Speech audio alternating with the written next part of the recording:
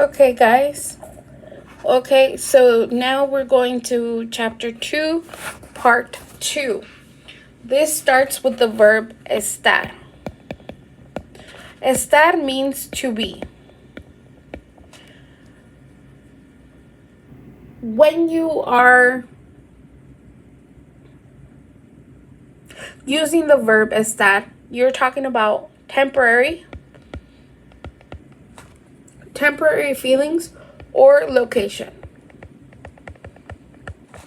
The conjugations for the verb estar are estoy, and this is yo, estás,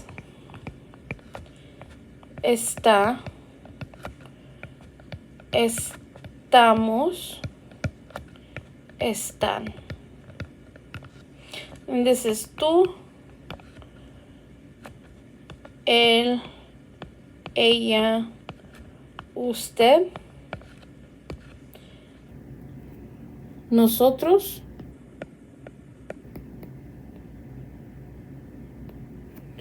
y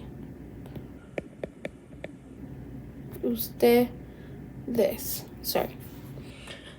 So it means to be, and you're talking about temporary or location.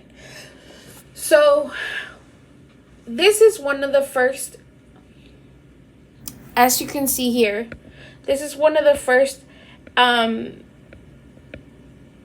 exceptions to the rule when it comes to conjugation, because it doesn't just end in O, it's O-Y.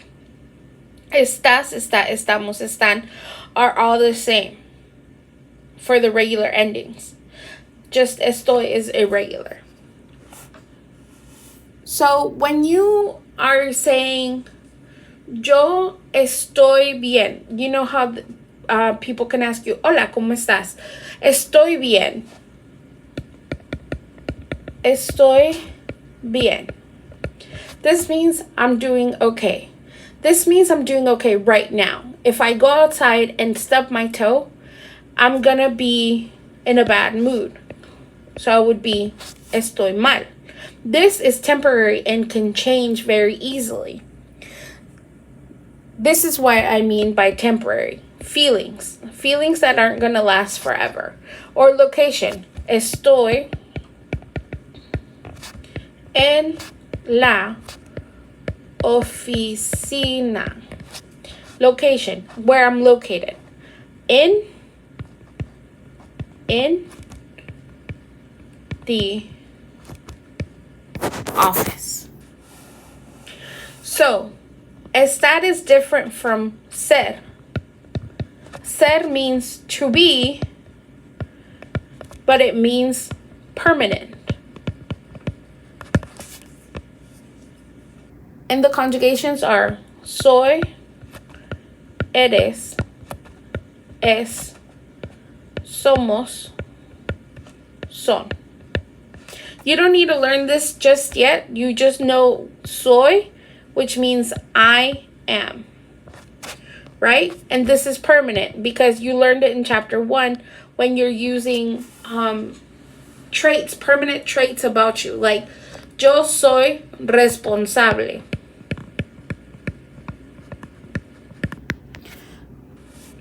Being responsible isn't going to change overnight, or because I stubbed my toe, it's not going to change immediately. It's going to take a very long time for me to start being irresponsible. So that's why it is a permanent trait, and that's why you use ser.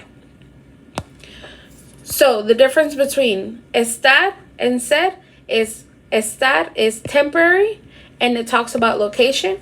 Ser is permanent, something permanent. Okay. So, moving on.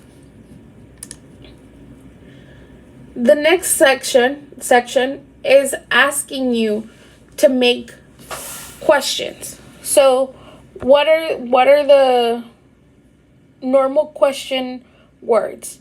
You have que, como,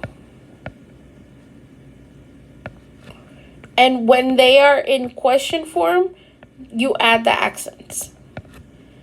And donde, which is what we discovered in chapter 1. And you have cuantos or cuantas. That S is can come or go. Okay? Que means what? Como means how. Donde means where. Cuánto or cuántas means how many.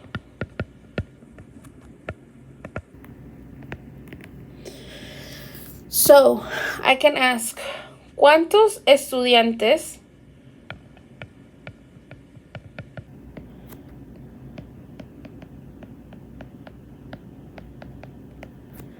hay en clase? That means how many students there is or there are in class. So I can say my answer would be hay 20 estudiantes. Okay? So for the yes or no questions, what you can do is make a statement and then use your intonation. So I can say bailas.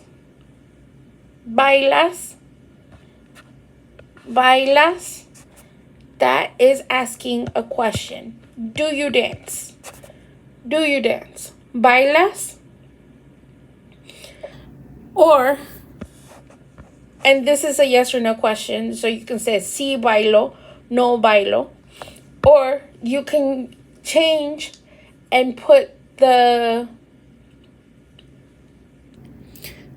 subject of the sentence after the verb. So you can have a statement that says, María toca el piano. So you would do is change the subject of the sentence, which is María, until after the verb. So your question would be, ¿Toca María el piano? And the intonation still has to be there. So you have to make sure that you go, ¿Toca María el piano? El piano, it goes up. Your intonation goes up when you're asking questions in Spanish. Okay? So this is the last section for the grammar for chapter 2.